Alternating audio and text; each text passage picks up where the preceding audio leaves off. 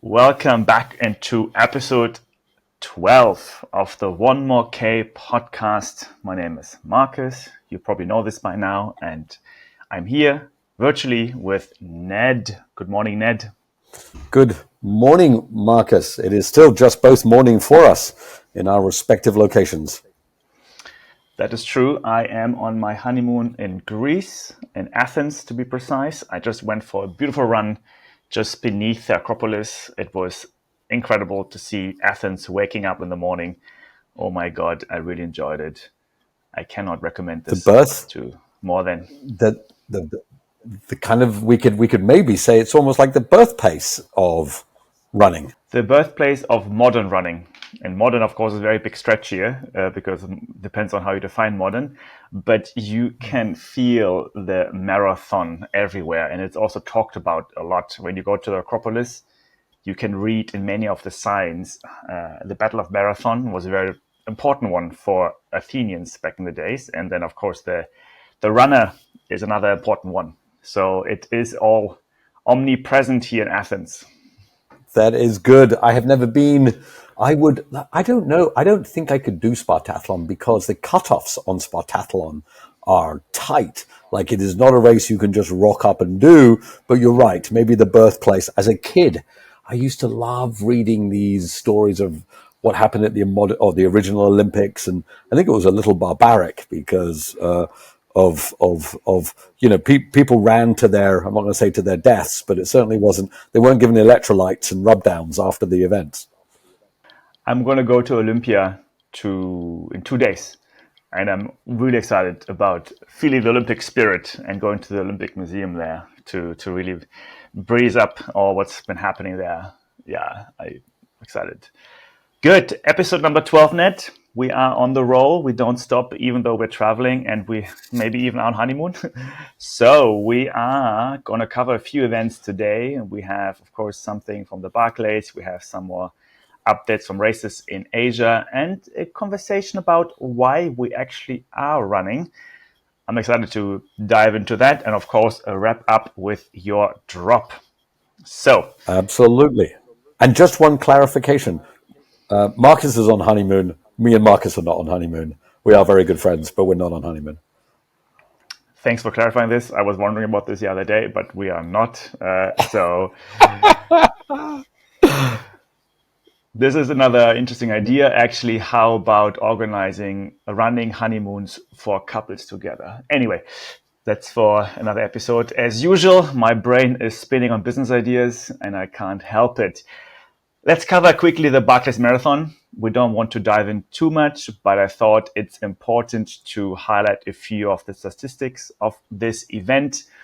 And Ned, what do you think? What's the ranking of the Google search numbers of the four major runners events the last 4 years? We have here, of course, Kilian Jornet. We have Courtney Dauwalter. We have Jim Walmsley, Camille Herron, and Jasmin Paris. All of the five, have achieved great things the last 3-4 years. What do you think is a Google search ranking of each individuals from number 1 to number 5? Who got the most searches and who is the bottom? I'm going to stick with what I thought, which is Jasmin, because it's such a story. I would go Jasmin, then Killian, then Courtney, then Jim. No, then Camille, then Jim, because as we briefly talked about, Jim is an amazing runner, but maybe not. That is the Jasmin Paris effect. So this is a quick statistics from our friend Matt Walsh at Trailmix, who did some work on the Google Trends. So we are seeing here that Kilian Jornet got the most Google searches trends points. So this does not reflect Google searches. Of course, he got everyone watching. He can see on the screen, he got 79,000 Google search trends points. But second, it is already Jasmin Paris, who got, of course, featured a lot in the last few weeks. And number 3 is Courtney Dauwalter. Her UTMB 2023 victory was a big one, and she is ranked number 3 on Google search trends.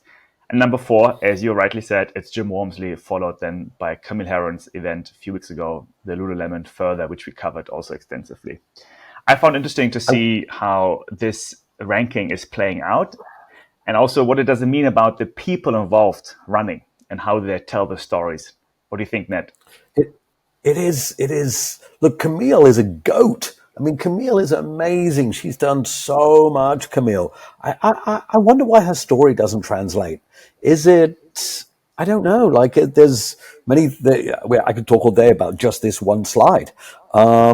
Because look, Killian's gone for it. He has gone for it in that he has his company. Is it normal, new normal, or end normal? How do you say it?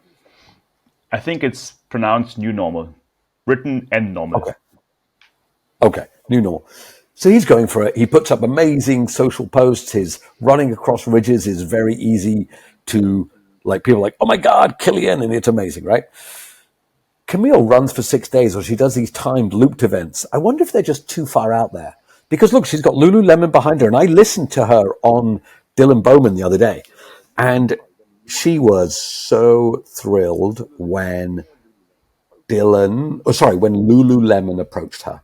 It was Lululemon's idea. Lululemon approached her. She was thrilled, and they did a science experiment, and Lululemon put their weight behind it and their muscle.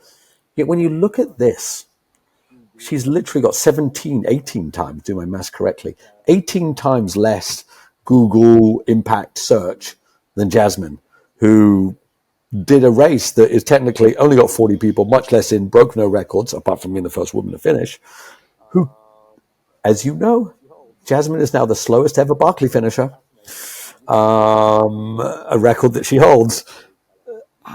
It is fascinating to see. I don't think Jim's the most amazing storyteller either. Courtney is a great storyteller.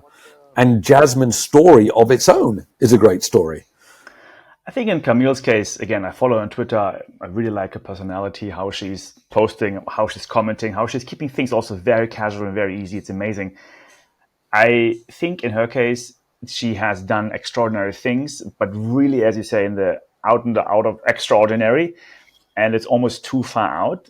And then it hasn't been covered that much. So it's also about staying top of mind. Killian has done some shorter things, some longer things, some crazy mountaineering things. They're all kind of relatable, but he's very good at staying top of mind, at least for the last 20 years. He's now slowing down a bit for good reasons, but I think he has just been always out there, omnipresent with Netflix, with documentaries, with Salomon, and whatnot. And I think that also helps to create this almost self-fulfilling prophecy. That's also a very important term in storytelling, that where you just stay top of mind. Camille is has been doing things in the niches for a long time, and now I think with Lululemon, she was breaking out a bit more into the mainstream because also 6 day running and this is becoming more mainstream. Yeah. Yeah, I think that's fair. I think it's fair. But also, we can't, the Jasmine story is so perfect. The world's hardest race in the woods, lads. She finished with a minute to spare. She's a 40-year-old mother of two. The way that women's sport is amazingly and fantastically growing at the moment. I like this word zeitgeist. Like Jasmine stepped into the zeitgeist at. I mean, Zeit means time and Geist means soul. It is German. It is 100% German. It can't be more German. What does It Geist basically mean? represents Zeit means a time. Geist means feeling, what? an idea, and a movement, an understanding of the current times. It's Geist it's basically soul, but spirit. It has different meanings. It could have different meanings, but it can be the spirit. It can be the soul. Yeah. Well, okay, then that's going to go on my list of words I've always liked that word, but now I know what it means. Because when you think about it, Jasmine has done that. Like her, I don't know if you saw, but England and Scotland played rugby, and because she's English, but she lives in Scotland, she was invited to walk out with the ball and be the presenter of the ball at the tournament. So at the game, so she is the zeitgeist. There's something about women empowerment right now, women doing amazing things that they've always been able to do, but getting the right recognition now. And I think that's why she's up at second. It is something coming back to the question of, do times make people or people make times? And we covered this, I think, briefly before. I am a believer that times make people, and that the the zeitgeist of the time then basically is going to produce the heroes we're looking for, rather than people then create the time. Right? You can talk about that in business, talk about this in politics, you can talk about that in sports. It doesn't really matter. So Jasmin is at the right time and the right place, where people, the media, the audiences, whoever this might be, is looking for stories like that. Well, what does it tell us about the times we're living in, Ned? It tells we need heroes. I think we need heroes. We need people. I mean, it's been a rough few years. I mean, lockdown, which let's not get into it, but it sucked. I think there is no doubt that people are trying to do more than their day-to-day 9 to 5. So we want to see people stepping out there, and just the way I agree with you. I've never thought about that. Do people make times or times make people? I agree with you. Times make people. Because Jasmine, I've listened obviously to quite a few interviews. She said at one point, I knew if I kept going at the same pace in those last 3 hours that I wouldn't make it back in time. So I could either stop or go faster. So I went faster. And just the way she phrased that. So the time things were hard, instead of stopping, she didn't carry on with the same pace. She went at a faster pace. And I think the times that she was in, the situation, the time that she was in, the situation that she was in, called for a special person, and it was her. And I think that's why the story is amazing. She she has the fastest section from the fire tower to the gate of all of the 5 finishers: John Kelly, Jared, Greg, and Ihor. She did it. And I think that's what's amazing about the story. I know that's a bit more for the ultra guys. BBC might not get into that. The But yeah, that's why one thing I can point out is that the narrative and the storytelling of those heroes includes a lot of points about mental strength, how the mind over body. And again, if you flip it on its head, why is that covered so much? It could mean that, and that's no surprise, I think, we're living in a mental health crisis these days. And covering those stories really is like showing us it's possible to use your mind for extraordinary events. COVID, social media, it's no secret that whether young or old, mental health is an important issue, whether it's for everyone or for business leaders like us, whatnot. It's covered a lot in media as well. And I do think that these kind of sports, these kind of stories really show us mental health is possible and it's important. And so I'm also wondering if there's a connection between those two topics, mental health crisis with mental health of ultra runners. we should do a whole episode on this. I'm passionate about mental health. I've been through some myself. I know people. I think we're in an epidemic of mental health. I'm 56. When I was a kid, people didn't really talk about it. I'm sure it existed, but it is talked about now, but it's still stigmatized. And I saw a report. There's many reports around, right? But I saw a report saying that aerobic exercise is 1.5, so 50% more helpful than the most effective medications. I'm not saying don't take medications. I'm saying medications can help, but exercise is essential. We know it when you're feeling crappy, getting out and moving. So I think you're right, Marcus. I think you've nailed it. I think we're living in a mental health crisis. I think people seeing people using their minds to do great things is empowering for people. And I think when people get out and just run a K, like this couch to 5K movement, get people just to run a 5K. It's so important. It's so important. Yeah, running is, I mean, I hate to say it can be the savior, but it's a small part of the savior. And you're right. Seeing what is normal people. Jasmin, I think, is seen as a very normal person, mother of two, vet, doing the school run, going to work, balancing everything, and still crushing. I think that's a huge part of it.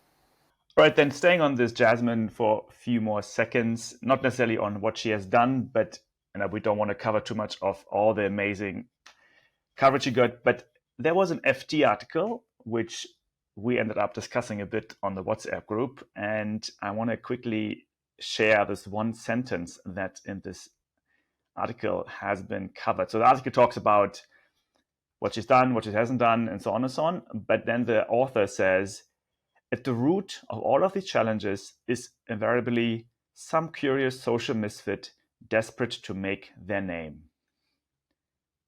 At the root of all these challenges is invariably some curious social misfit desperate to make their name, which triggered us to talk about why are we running. And I wanted to hear your opinion on this, Ned. Why do you think This article, the tediousness of the long distance runner, I believe it was Joe Ellison. Thought she's a nice human, but this article certainly raised some, as we say in the UK, some heckles, some people's hair on the back of their necks, and they got all fired up about it. Me too. I think I can see. Let's always be fair. Can I see where she's coming from? Yes. From an outsider's point of view, could you say, "Oh, look, it's all people just desperate to show how great they are"? But I think it just shows, and look, nothing wrong with having an opinion, but she's never been with a group of ultra runners because they are the most humble, decent people. Of course. Do we like getting kudos on Stravas? Do we like it when people say you're amazing? Are we all a bit strange? Yes. But this idea that we're all some browbeating, oh my God, we just want to be champion type people and we're doing it because we're misfits and all of that, then she said she'd rather eat mini eggs than do this. Now, I love mini eggs. I think mini eggs are delicious. But I think bringing those together, no, she took a lot of heat for this. As a friend said, she was eviscerated in the comments. And the thing that really struck me, somebody pointed out, she normally does fashion. I mean, please tell me that people in fashion are more desperate for some social positivity than people in ultra. I don't know, Marcus. It wasn't for me as an article, that's for sure. I do think it's interesting to make those points. I appreciate controversial comments. I appreciate all these inputs, and it sparks debates like this one, as I should always do. I think we all should have a thoughtful debate. My point of view is, again, this is just me talking, and I don't think we can talk for any ultra runner here out here. But what we all have inside us is a bad side and a good side. There's nothing purely good. There's nothing purely bad. All of us are fighting our demons. All of us are spreading love at the same time. And I do think this also comes back, why are we running? So I'm sure there is a part of us where it's about how do we channel our demons? How can we get out there to run away from something? But at the same time, it's also about how can we be in the community? How can we be healthier? How can we be passionate about what we do? I don't think there's just one fits all answer. And I think it's too simple to say we're all just doing it for getting the name out there.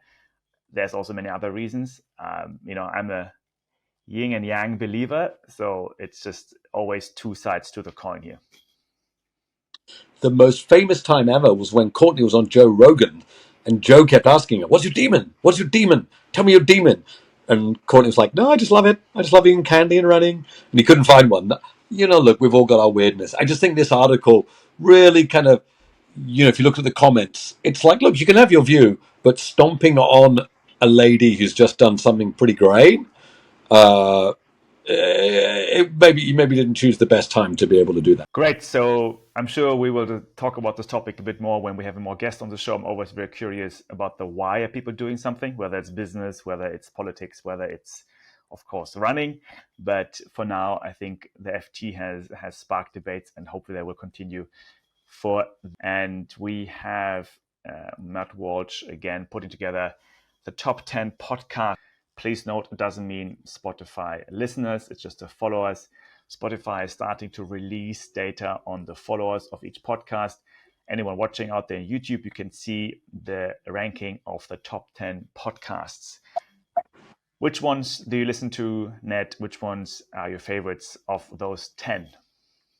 And when we look at these numbers overall, the numbers are still pretty low. 21,000, 10,000. I'm a big Free Trail fan. He is Dylan. His original podcast was called Pillars.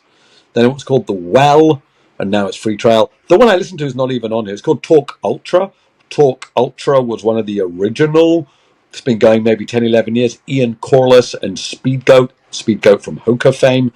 But he's been a bit sporadic recently. You get it once every few months.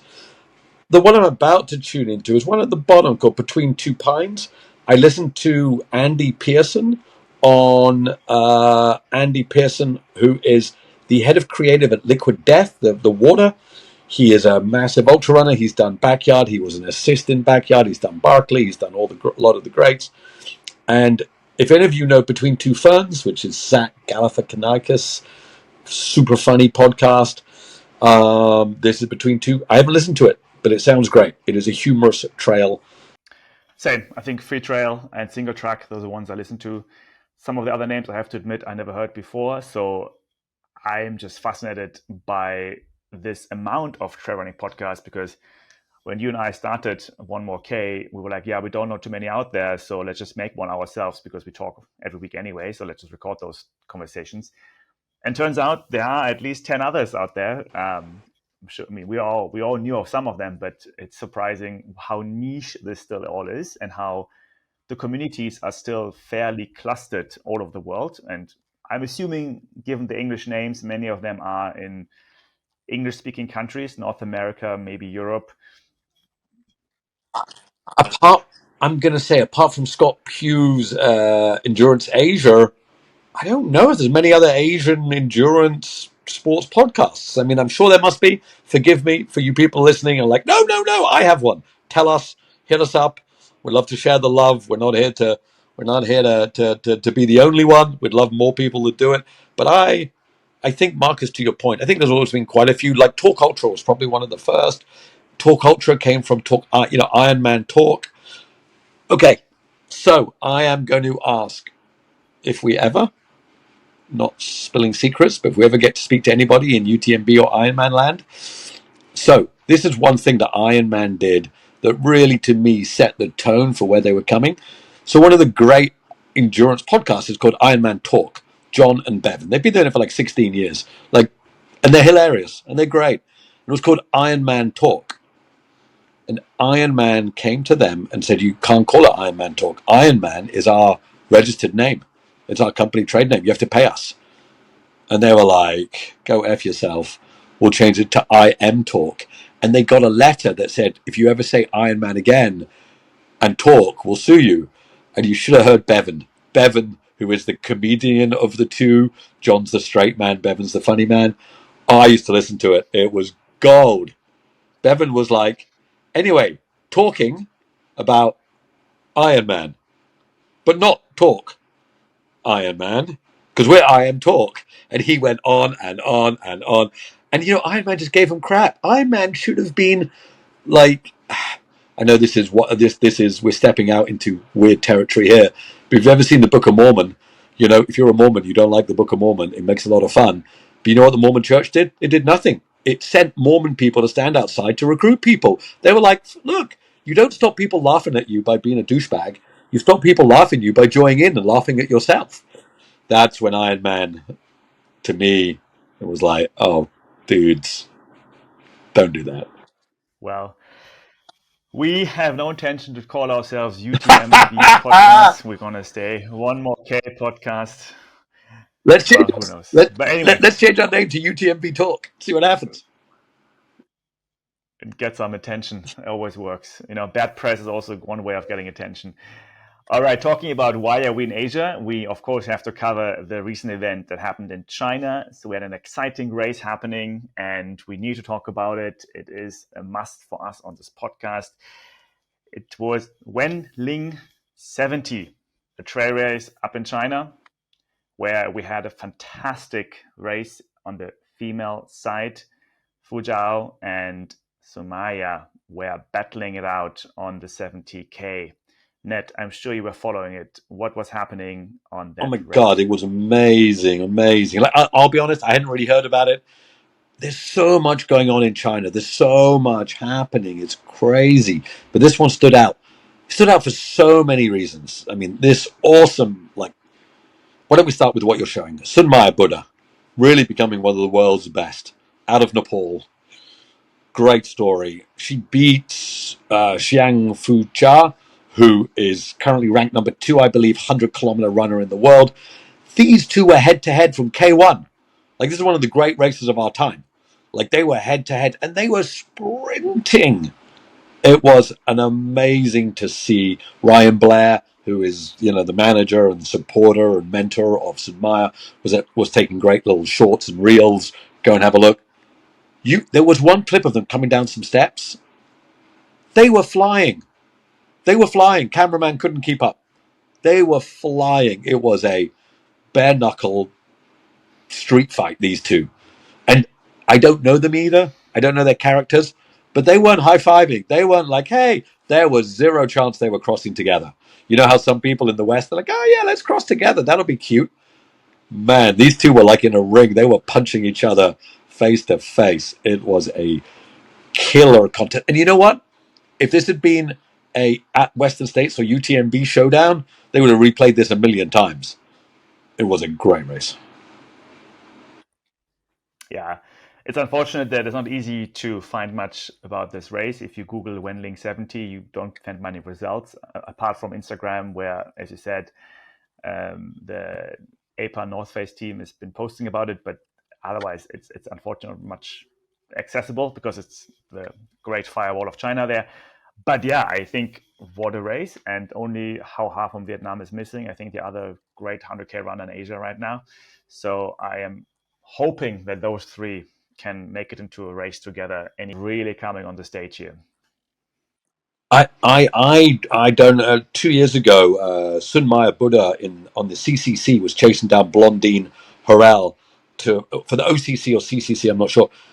If that race had been 5 kilometers longer, Sunmaya was winning. Like, she was closing. Like, Sunmaya just seems to has this will to dig deep. I don't know if it's coming from the wrong side of the tracks. Like, Nepal's a beautiful country, but there's no money there. Marcus, I'm willing to bet in the next 2 to 3 years, Sunmaya is standing on the biggest stage with a win. Back to the idea of storytelling, we need to see those stories covered more. People have to get used to those names. People have to learn about those individuals. It will help them tremendously.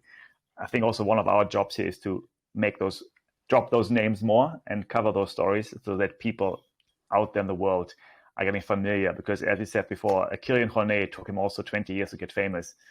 And not only so, I totally agreed. It's a great story. Sunmaya coming out of one of the poorest countries on earth, Nepal, one of the most beautiful countries on earth. Arcing it back to Kilian, I don't know if you've seen, but Kilian was there when the earthquake happened in Nepal, and Kilian put a huge amount of effort, care, love. He's climbed Everest obviously twice, and he put a huge amount of care back into that country. So I'm sure he'll be supporting Sunmaya. But here's the other side of it. There were 4,000 people at this race. It was like a UTMB start. There was video. There was like camera people everywhere. There was fireworks. If you're listening to this, go and have a look at Wenling 70, the start. Apart from the fact it's dark and pouring with rain, and in China, it had a UTMB feel. It was amazing. Nice. Great. Going from China to America, quickly covering the probably biggest idol in your life right now, Lazarus Lake. He is setting off in his journey from East America to West America. Ned, quickly, just to make sure we cover him once a week. We have to cover him again this week. What's going on with Laz? LazCon, it's called Lazarus Continental Trip. So Lazarus walking across America. He has done it once before. Lazarus was a great runner in his day, a 1:17.5 as a young man. So for all of you who know about running, 1:17 is no joke. He was an early ultra. There weren't many ultras. Thank you, Marks, for that map. He has a deep love for America. He has a love for writing as well. Laz is a storyteller. I mean, let's be clear. So Laz is 70. He walked across America last time, and I believe he went the other way, west to east, a couple of years ago. So a couple of key things. He's walking. He's not running. He's given himself 5 months, so there's no records. He just wants to get across. He's documenting. So go to his Facebook. He writes about where he passes. If you want to feel America, go with Laz. But here's the interesting part. In October is Biggs. He's going to get back like 2 weeks. So we have April, May, June, July, August, September. He's coming back in September-ish. Biggs is in October. So he's got no messing. He's got to get it done. So cheer on, Laz. If you live in America, he's happy for you to come and walk a few miles with him. So when I'm 70, I want to walk across America. And I will join you for some parts of it. Let's do it, man. Let's do it. What are you excited about for the next 7 days? Anything on your radar that's coming up that's worth watching or following? Look, I think, we're getting into the season now, right? There's more and more races coming. It's always these interesting different races that are popping up around the region. Asia Trail Master, the European season's getting into full flow. There's a lot, there's many different, I always keep my eye on different backyards coming up. But yeah, like I really do feel that as we're getting into the season, more and more is coming. What about you, Marcus? Any race you are excited to see? I've been realizing that this year Germany is hosting the Euro football tournament. I'm a bit late with this realization, I know, but I'm like, oh wow, nothing with running. But I do find it interesting that football is back in Germany. Olympics, I mean, not the next 7 days, I know, but still something I'm going to start following a bit more. Something I learned recently, now that I've been, with Lecka doing a bit more work in Germany, is how big cycling and running clubs are, and especially it's called this kind of movement of social media running and cycling clubs. That's one thing I've been digging into. And you know what? The other thing that I learned from Germany last week was these cycling events where the cycling groups are meeting up in the city and they're making use of some specific traffic law where if you are 17 cyclists or more, you're considered a traffic unit. That means if the first cyclist is crossing the green light, the last cyclist of that unit can still cross together, even if it's a red light already. What happened then is in the last few years, those critical mass cyclists, that's how it's called, the groups of 500 to 1,000 cyclists, in Berlin, for example, are crossing junctions on red lights for sometimes even up to 10 minutes. No way. Yes, to some annoyance to some car drivers, I can imagine. But now the police is even cycling with them to protect those groups. And it's been a big thing in places like Berlin, Cologne, Hamburg, in order to create those awareness of cyclists. It's a problem because the angst between cyclists and road users is never ending. And it only ends badly for the cyclist. People get killed. It's a real problem. And I'll be honest, I used to, I can jump a red light. It's okay. I used to be that guy. Never that guy now because you're just making life harder for the other people, right? So, yeah, it's a complex challenge. I cannot understand. If I was a driver, like, I love my darling wife more than anything, but when she sees a pack of cyclists going past a red light and they all carry on, she gets pretty frustrated. I don't blame her. Fair enough. I just love this little German law there. And people, of course, people think Germans love to follow laws, and they do, but then at the same time, there's always a loophole there. So anyway, so I think we are coming to the end of this episode, and we, of course, have the drop left. I'm excited to hear another one from you, Ned. Please take it away. Over to you. Let's do it. All right, people. So, a little bit of context. I am doing an endurance event right now, but it is not an endurance event that you know of. I'm doing a detox for 14 days. I'm not running, but I'm also not eating. Well, in fact, I have a few hundred calories a day. I'm doing something called Ayurvedic. Ayurvedic is a way of getting inflammation out your body. My stated goal is to run 100k when I'm 100. So I run the number of k on my birthday. So I'm 57 soon. I run 57k. When I'm 100, I want to run 100k. Anyway, so I'm on day 9. I've only been eating a couple of hundred calories a day. I am hungry. So it made me think about food. One of the greatest things about Ultra is that we can eat a lot. So here we go. This week's is called Hungry. Hungry. I'm thinking about food. I'm on a detox at the moment. Only a few hundred calories a day for 14 days straight. It's not fun, but it's good for me. It will make me live forever. But to run, we need a few hundred calories an hour. Not a day, an hour. Every hour. For as many hours as you can run straight. You have to practice eating. How cool is our sport that apart from practicing running, we have to practice eating? I've eaten some strange things in my running time. It's one of the things I honestly love most about Ultra. You have to eat the food you want, the food you need, the food you don't want.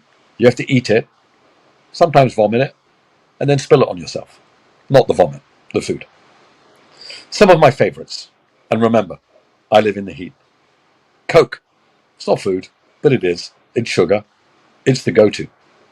Ice cream. I buy it in 7-Eleven. Lime ice lolly or Cornetto. I run faster with lime. Red Bull and Monster for when it's time to really keep going. I always wait a lot of hours before I get these. Once you start, can't stop. My favorite, cup noodles. I use them in backyard. I always spill half on my shirt. I can run eating cup noodles with chopsticks or my fingers. Banana, nature's running stick. Beef jerky. It takes a long time to chew, but it's good for the long run. Gels. They do the trick, but I wish they tasted more like food. When it gets long, it's time to bring out the big guns. McDonald's. A burger, a shake, and fries. I had this at K 160 of a 200K. Half went in, half came out on the pavement. Still tasted good. Not on the pavement, the original McDonald's. Instant mashed potato. So good. I love this. It keeps me going for hours. Dried mango. So yum. In my tum. Never comes out. Salt tablets. Not food, but gotta eat them. They are the secret for the heat. That's what Zach found out. That's why he came second. Listen to the interview. Chicken, rice. When I run more than 100K in Singapore, it's my go-to. It's chicken and rice, Singapore special, with watermelon. I don't think life gets better than when you eat chicken and rice and watermelon midway into an epic adventure. But ultimately, it's up to you. Try it all. You are you, not me. Try anything and everything. If it stays in and you like it, it's good. Calories in make the Ks go on forever. So get out there and eat. Ned. Great. Thanks, Ned. Food is important. It's your second drop about food. So it's definitely something that should be top of mind for everyone. That's why, of course, we also do Lecka, a bit of a shameless plug here, but it's exciting to see this journey. All right, everyone, thank you for listening. Thanks for being part of this journey. We have more episodes coming up next few weeks. Of course, we have more guests coming. Stay tuned for the updates. Follow us on Twitter, on Instagram, on LinkedIn as well, and reach out if you have any comments or questions. Ned, thank you so much for joining. Enjoy another 100 calorie a day type detox, and then we're going to see you next time. I will. I have 5 more days. It is an endurance event. I will get through it. People, thank you for bearing with us on this week. A bit of a shorter show, but we are spread throughout the world, but we're keeping the shows coming. Thank you, and we'll be back with some good stuff next week.